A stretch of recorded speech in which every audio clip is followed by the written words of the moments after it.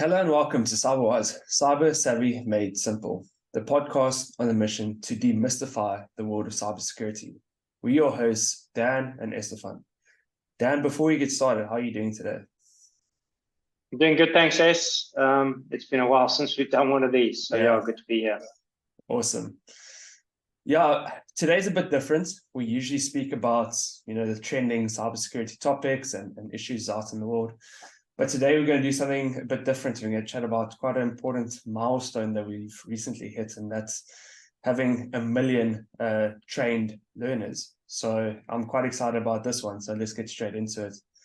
Obviously, since inception, we've expanded in leaps and bounds, and it's been about 5 years. And with that change, obviously comes a lot of changes in direction and strategy. But I think one thing that's really remained constant is our North Star, which is obviously empowering employees through education. And obviously being the co-founder and CEO, Dan, do you mind sharing some initial inspiration or really the vision behind starting Goldfish and how that has evolved over time? Yeah, sure. Yes. Before starting Goldfish, both myself and our co-founder, we worked in the corporate space, worked for some big companies, and part of that world is there's a lot of compliance training, a lot of HR training, a lot of employee learning that takes place, and it was amazing at how bad the quality of the content was. You just cry with boredom. It was either death by PowerPoint, it was sitting in training rooms for half a day, sometimes a full day, wanting to poke your eyes out to end the pain.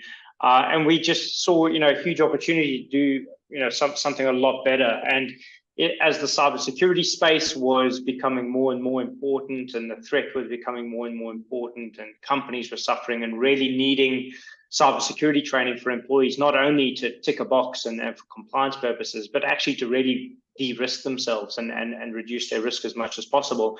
We saw that proper content could really help this, and the quality of the content could really help it. And so we went to town on that, and Goldfish was launched as a content first company. We only really built the platform a couple of years after launching. But yeah, we were content first. We wanted to take our experience as learners in the corporate space and some of the awful training that we got put through. We wanted to try and make that a lot less painful, try and make it a little bit more fun, a little bit more approachable, a little bit more engaging than what's out there. And obviously that's changed a lot over the last 5 years. Before the pandemic, for example, working remotely or working from home was never really something you heard of. As always, you had to be in office, for example. And naturally, obviously, this changes the whole cybersecurity landscape. But in your experience, how have you seen that change happening? And how have we as a company remained relevant in this changing environment? Yeah, so digital learning as a whole has really transformed employee training, learning and development across the industry over the last 10 years. The pandemic massively accelerated that.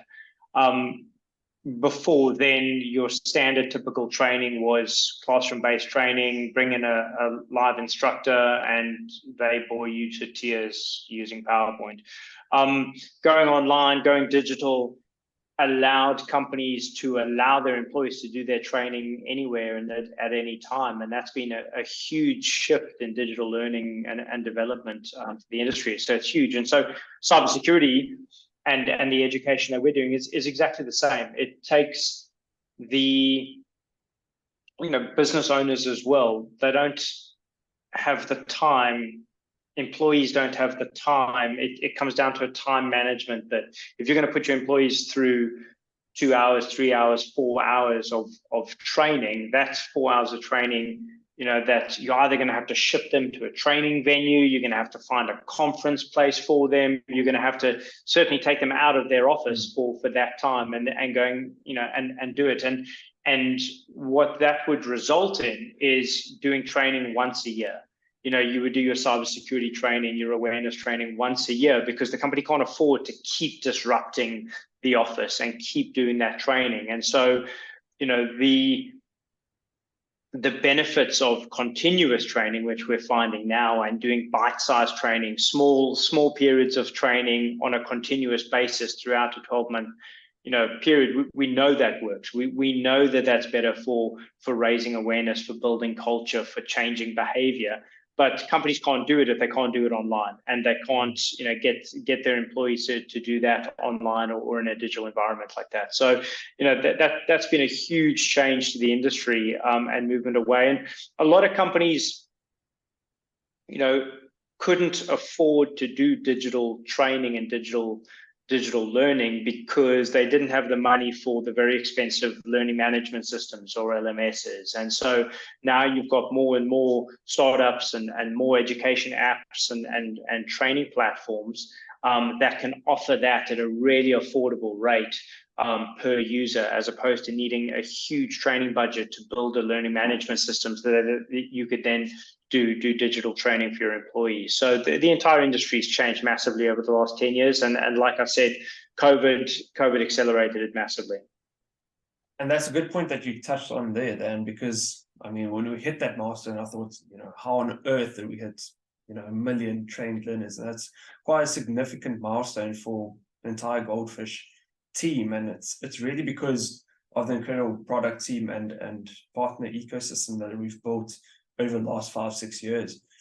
And if you had to sit down and think of 5 bullet points that you could give yourself looking back over the last 5 years to achieve this incredible milestone, what would those be? Yeah, it's the focus that we've had on content always was to try and be slightly different.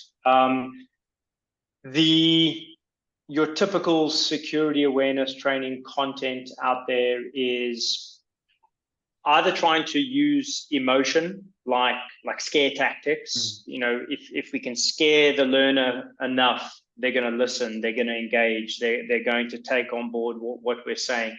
If we can scare them enough with different examples of attacks and different things on different companies, if we can so there's that aspect, the scare factor. There was also the aspect of making it corporate and trying to instill in the learners, this is your responsibility and you're part of the company's firewall, and you need to play your part in protecting the business and be a good soldier.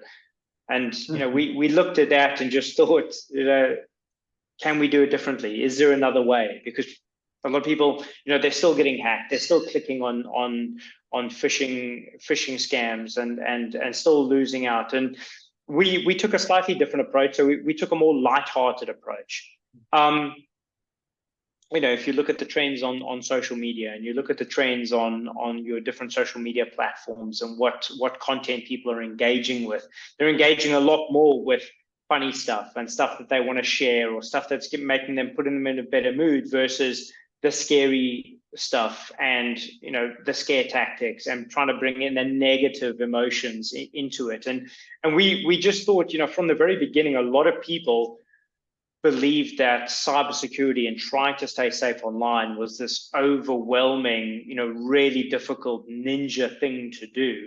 And from day one, we're like, well, that's bullshit. We're not the smartest people in the world, and we can understand it. So actually, if we could dumb down the messaging out there, if we could bring in non-technical, language, lose the jargon, lose the bullshit, and actually just explain to people, through these handful of top tips or the handful of basic advice, this is how you can stay safe in these different environments. So follow these behaviors and you're going to avoid these types of things happening, but doing it in a fun way, engaging way, and super casual tone as well. And we found that has worked really well engaging with our learners. Secondly, we wanted to try to move away from the corporate speak. Bottom line, no one gives a shit about their company. It's not their company. They pull a paycheck and that's great. And, if the company gets hacked, well, it's not my job. That's someone else's problem. But the problem companies have got, the problem security teams have got, and training teams have got is they still need good behavior, that they need better, secure behavior from their employees. So they need to find the best way around it. And we've just seen from time and time again that trying to scare people in, trying to bring a big stick, trying to threaten people, if you don't do this, you're going to get penalized or whatever, the stick is. And so we changed it up a little bit and came with a more of a personal, what's in it for me theme, where we would talk to learners, our audience, our content, we would talk to them as how they need to protect their own data, how they need to protect their own devices, how they can protect their own homes and networks and do all of that, and give them the advice, give them the tools to start protecting their own stuff, their own families, their own friends.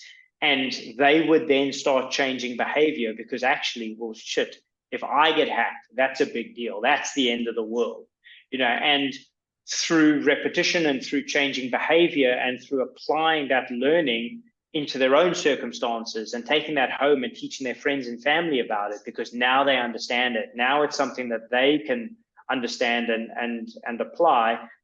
They take that same behavior into the workplace, and then everyone's a winner. Now your security teams are great. We've got a workforce who actually understands this shit and is able to apply it because they've been practicing it at home, or they get it because they see the relevance, they see the importance of it in their application and in their environment.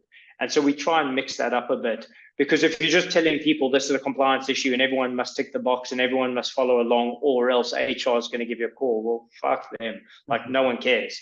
And so that's, when it comes down to building culture, that's everything. It's about introducing the right content, the right communication, the right environment where people actually give a shit.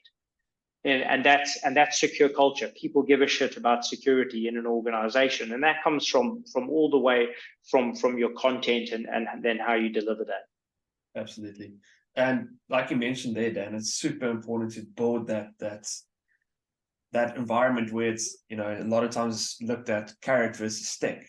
And I think we've done quite a bit of content on that. And it's just always important for us to understand that whenever we're building our content, it's for the end user. So if they can use it at home, or if it empowers them at home, they're more likely to reciprocate that in the workforce as well. So that's a really important thing that you raised there. And in that same breath, Dan, we've obviously reached 1 million trained learners, which is a massive milestone for us. What is next for Goldfish? Yeah, I mean, we reached 1 million learners through some really powerful, fantastic partnerships that we've had now over the last couple of years. Trained learners through our own platform and our own network, and then leverage the network of some fantastic partners out there in the industry.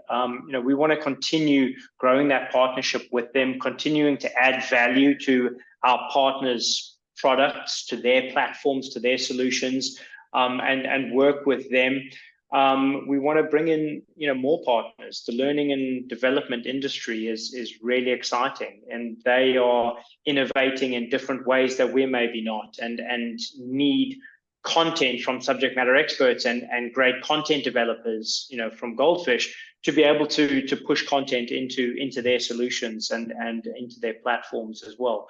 And the cybersecurity space, as it is, there are a number of companies in our industry that have got some fantastic solutions, some great platforms, and they are designing sort of marketplaces or places where they will bring a number of content vendors together, where customers can actually pick and choose their content across different vendors and give a different style, different flavor, keep different relevance going there. So we love participating in all these different types of partnerships with our content, and it's key. The next few months, next 6 months, big thing for Goldfish is, we're constantly improving our content, but constantly refreshing it, whether it's our e-learning experiences or whether it's our animated video experiences that we do. We want to continue producing better and better content.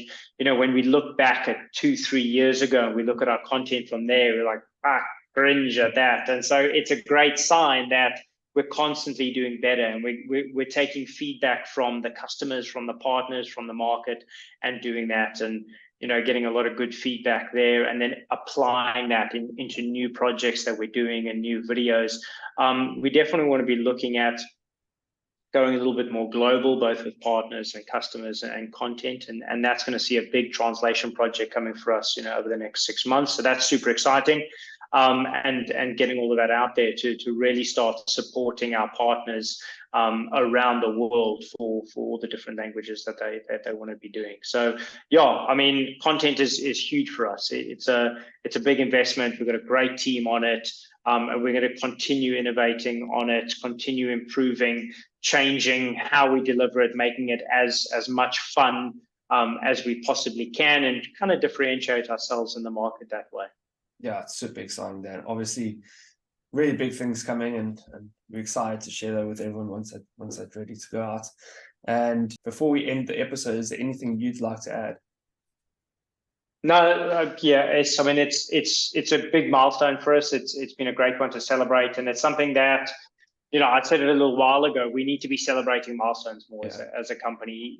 As a small business, we're setting these huge goals for ourselves, and setting these milestones, and we're running so fast and growing so fast that we hit a milestone and we just go running straight past it, and it's not good. It's something that needs to be celebrated, something that needs to be paused, and we've done that. Hitting 1 million learners is a huge milestone for the whole team, from the design team to the content team to everyone who contributes into all of it on the team, and it's amazing the quality of skill, the high standards that the team have got for creating our content is amazing.